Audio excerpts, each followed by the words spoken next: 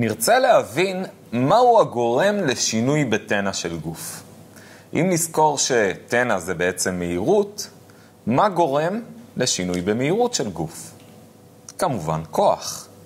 נבחן שני מקרים פשוטים. יש לנו מסה M שנופלת בנפילה חופשית.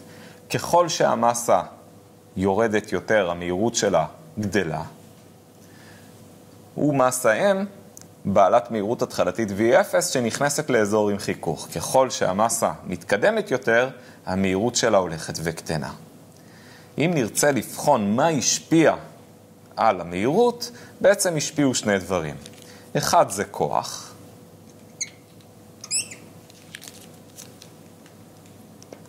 כמובן, ככל שהכוח חזק יותר, ההשפעה על המהירות תהיה מיידית גדולה יותר. ומשך הזמן, נסמן אותו בדלטה T, משך הזמן שהגוף נחשף לאותו כוח.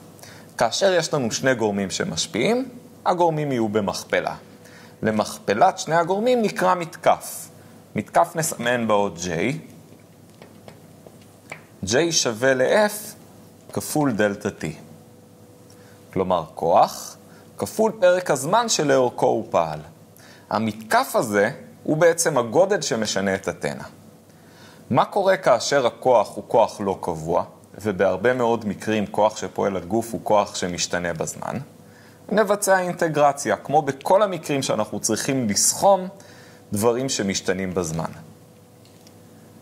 J אם כך, באופן הכללי ביותר, שווה לאינטגרל של F כפול דלטה T. אנחנו נבצע אינטגרציה בין הזמן הראשוני, שאותו נרצה לבחון בין T1 ל-T2. הרעיון נזכיר בביצוע של אינטגרציה, שעבור כל אלמנט זמן קטן, הכוח הוא כביכול כוח קבוע, היות ואנחנו מדברים על אלמנט זמן מאוד מאוד קטן, וכך אנחנו יכולים לסכום תרומות של מכפלת הכוח כפול האלמנט דלטה T הקטן. נמיר את F ל-MA, מותר לנו, לפי חוק שני של ניוטון. אז J אם כך, שווה לאינטגרל של MA כפול dt. A נזכור, זה בעצם dv ל-dt. אז אנחנו יכולים לכתוב בדיוק את אותו אינטגרל בין T1 ל-T2, d ל-dt של mv dt. נשים לב, m כפול v זה בעצם תנע.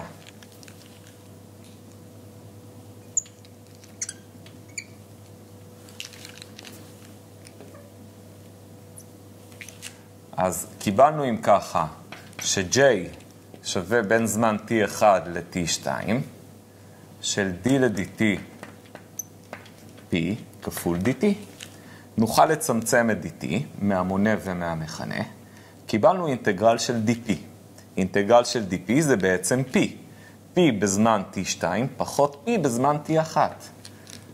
כלומר, קיבלנו p ב-T2 פחות p ב-T1. קיבלנו כאן בעצם דלטה P, כלומר, תנע בזמן סופי, פחות תנע בזמן התחלתי. מהו בעצם מתקף? מתקף הוא המכפלה של שני הגורמים ההכרחיים לשינוי במהירות, כוח וזמן. המתקף מסומן באות J. המשמעות של מתקף זה בעצם השינוי בתנע. אם אנחנו מסתכלים על שני זמנים ומודדים מהירות של גוף, אנחנו נוכל לדעת על ידי הפרש המסה כפול מהירות שלו, כלומר על ידי הפרש התנע, מהו המתקף שפעל עליו, מהו הכוח כפול הזמן שפעל על הגוף. אם נסתכל על מערכת שיש בה כמה גופים, ואין כוחות חיצוניים, כלומר התנע שלנו נשמר, אז עבור המערכת הזו יהיה לנו J1 ו-J2 ו-J3 ו-J4, על כל אחד מהגופים יהיה מתקף. את המתקף הזה מי יוצר? יוצרים הגופים האחרים. המתקף הזה שווה לשינוי בתנע של הגוף.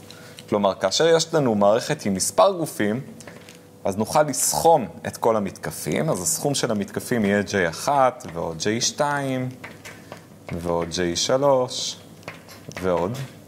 הדבר הזה בעצם שווה לדלטה P1 ועוד דלטה P2 ועוד דלתה פי 3, וניתן גם לכתוב אותו כדלתה כשינוי של פי 1 ועוד פי 2 ועוד פי 3. כלומר, השינוי בסכום התנאים. אבל כאשר אין לנו כוחות חיצוניים, הסכום של התנאים נשאר קבוע, הוא לא משתנה בזמן. ולכן במצב הזה, הסכום של המתקפים על כל הגופים במערכת שלנו יהיה שווה ל-0. כלומר, נוכל להוציא מכאן כלל. כאשר אין כוחות חיצוניים, סכום המתקפים שווה בסך הכל ל-0, אבל מתקף של כל גוף וגוף בהחלט יכול להיות שונה מ-0.